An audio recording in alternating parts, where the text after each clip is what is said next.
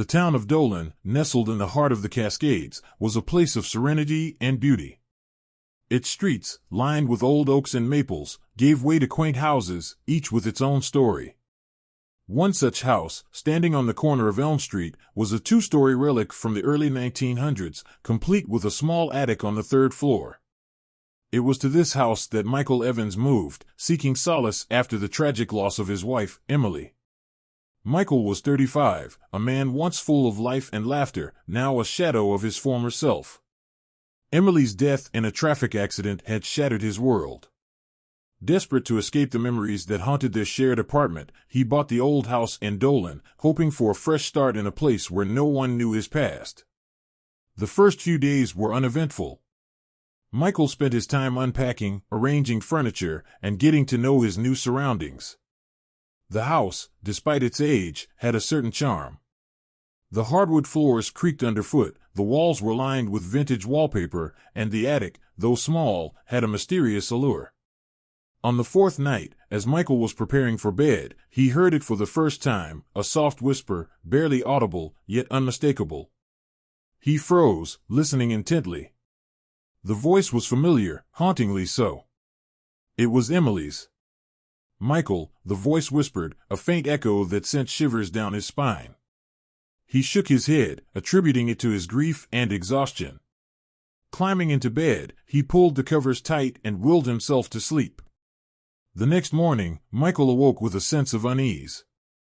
The house felt different, charged with an energy he couldn't quite explain. He brushed it off, attributing it to the stress of the move and his ongoing grief.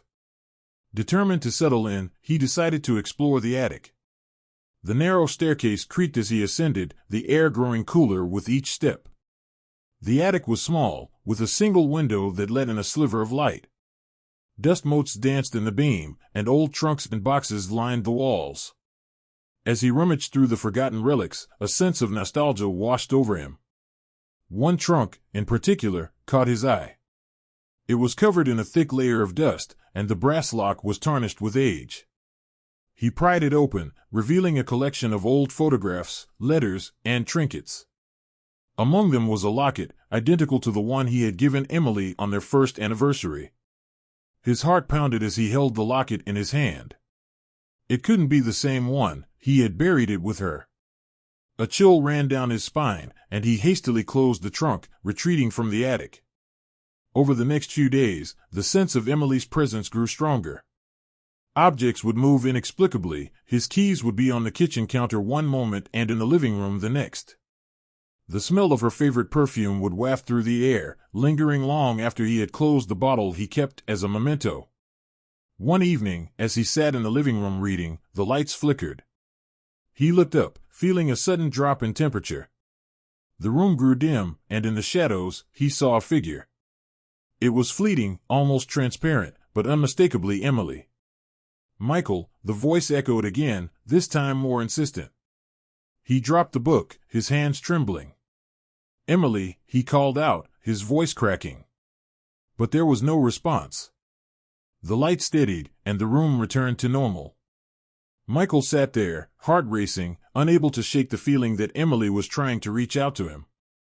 As the days turned into weeks, Michael's experiences grew more intense. He would hear footsteps in the hall when no one was there, feel a cold touch on his shoulder, and wake up in the middle of the night to the sound of whispered conversations. Desperate for answers, he began researching the history of the house. He discovered that it had once belonged to a couple, Thomas and Margaret Collins, who had lived there in the early 1900s. Margaret had died tragically young, and Thomas, overcome with grief, had spent his remaining years in solitude. Michael couldn't help but see the parallels between Thomas's story and his own. He wondered if the house was somehow connected to the spirits of those who had loved and lost within its walls. Unable to cope with the growing sense of dread, Michael reached out to a local historian and paranormal expert, Dr. Helen Rivers. She agreed to visit the house and conduct an investigation. Dr. Rivers arrived one rainy afternoon, her presence a small comfort to Michael. She was a middle-aged woman with sharp eyes and an air of quiet authority.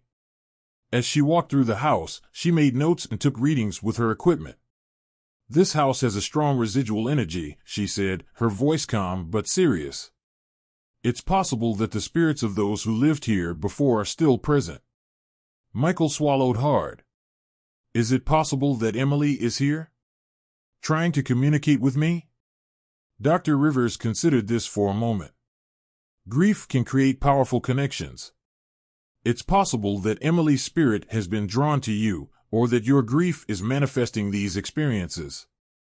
That evening, Dr. Rivers suggested conducting a seance to try and communicate with the spirits. Michael, though skeptical, agreed, hoping for some closure. They sat in the living room, candles flickering around them. Dr. Rivers closed her eyes, her voice steady as she called out to the spirits. We seek to communicate with those who dwell in this house. If there are any spirits present, please make yourselves known. For a moment, there was only silence. Then, the temperature dropped, and a soft whisper filled the room.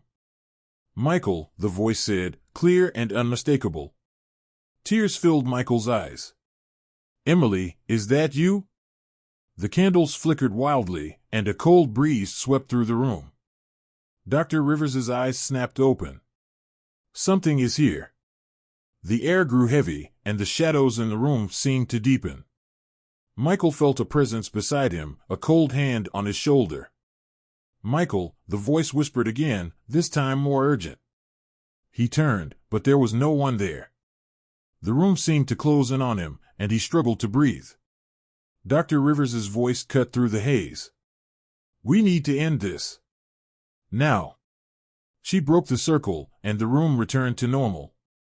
Michael sat there, shaken and exhausted. After Dr. Rivers left, Michael felt a lingering sense of dread. He couldn't shake the feeling that something was terribly wrong. That night, as he lay in bed, he heard the familiar whisper. Michael, help me. He bolted upright, heart pounding. Emily? What do you need? The voice was faint, almost drowned out by the sound of his own heartbeat. The attic. Find me. Michael hesitated, fear gnawing at him, but he couldn't ignore the plea. Grabbing a flashlight, he made his way to the attic. The stairs creaked ominously as he ascended, and the air grew colder with each step.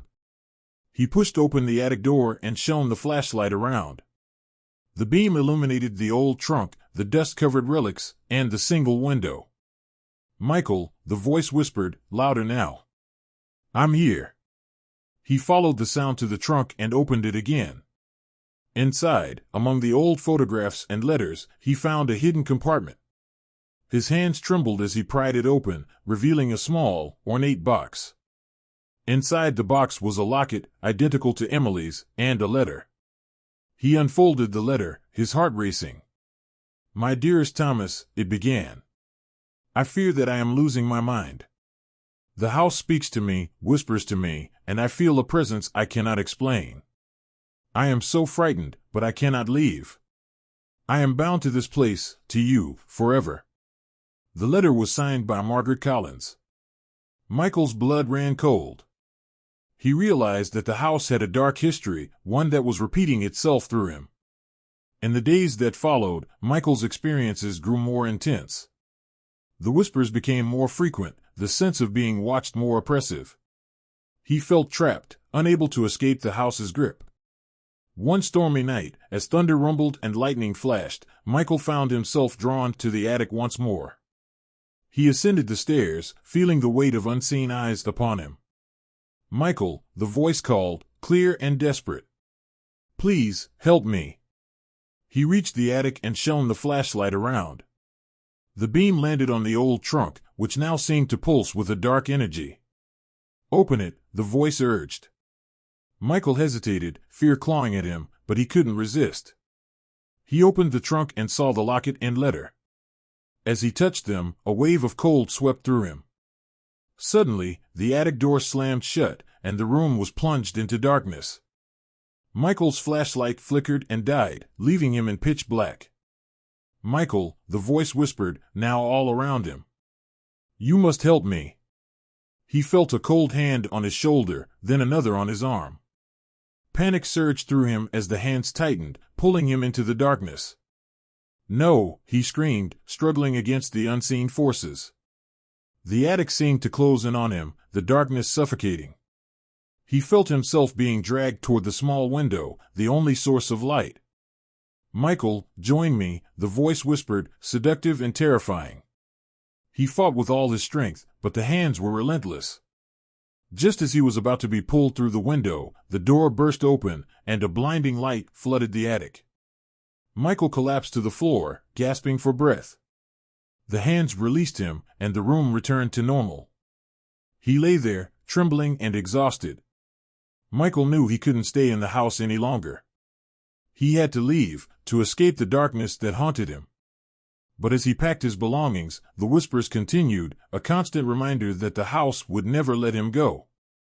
As he drove away from Dolan, he glanced in the rearview mirror and saw the house, standing ominous and silent. The attic window seemed to glow with a faint, eerie light. Michael's heart sank as he realized that he could never truly escape. The house, with its dark history and restless spirits, would always be a part of him. The road stretched out before him, shrouded in mist and uncertainty. He didn't know where he was going or what lay ahead, but he knew one thing for certain: the echoes of Dolan would haunt him forever. And as the whispers faded into the night, Michael couldn't shake the feeling that his story was far from over. The darkness had only just begun to unfold, and the true horror was yet to come.